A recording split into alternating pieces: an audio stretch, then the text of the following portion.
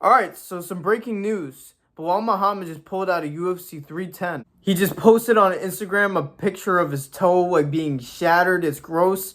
0% chance that I'm showing that, by the way, especially this early in the video. No chance. And there's already been some buzz of what's going to replace it. Alex Pereira just posted emoji of a phone telling the UFC to call him, possibly against Ankalaev. And it seems like they have pitched the Alex Pereira versus Ankalaev fight to replace it. If Alex comes and saves another event, he's a legitimate legend. Now listen, 97% of you guys aren't subscribed, which is kind of dumb to be honest. If you enjoy this type of content, you should just subscribe. I post 3 to 4 times a week on this channel, depending if it's fight week or not, which is most weeks. So if you enjoy boxing, MMA, or influencer boxing content, there's nowhere else to go, maybe besides the weight comp stuff. But, you know, make sure you subscribe.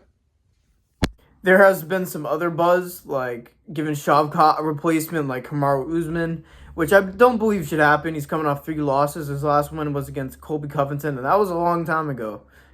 You could give the title shot to JDM. Obviously, this would be an interim title shot for the time until Belal gets better.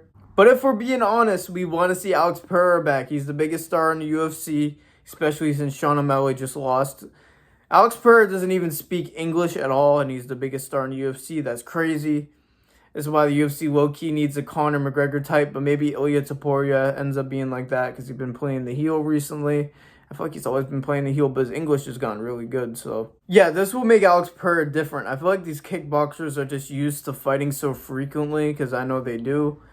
They're just built different. Their bodies are conditioned differently. And people forget Alex is 37 years old. Like, this isn't a young spring chicken, but he's making it look like it. They have also rumored Volkanovski versus Diego Lopez on that card.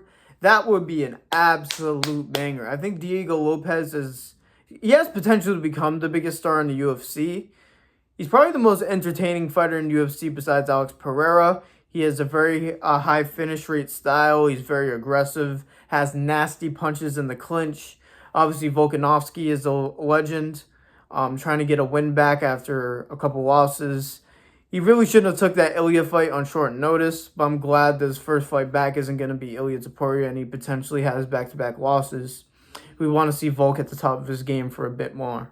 So yeah, it seems like they're really going to stack 310 for the main event being canceled. If Alex Pereira comes in and saves the event again, what I gotta say, that's my favorite fighter in the UFC. Him, Michael Venom Page, Sean Strickland, those are my guys. I was going to cover UFC Fight Night. That's going to be tomorrow, but if we're being honest, of course, I know like Derek Lewis, Brandon Moreno, but I don't really know their opponents like that. I'm not a YouTube channel that's going to come on here and act like I know what I'm talking about. I'm obviously going to watch UFC Fight Night to gain the knowledge for you guys. Because now that I'm covering the sport, I'm going to make sure I do that. But until I know, you're not going to catch me making phony predictions. I'm going to comment on what I know. But obviously, we have UFC 309 before 310. We got John Jones versus Stipe Miocic, which is such a fucking stupid fight, dude. Oh my god. I could rant about that. I'll make that a separate video. There's obviously Michael Chandler versus Charles Oliveira, which is a good fight. And a couple other good fights.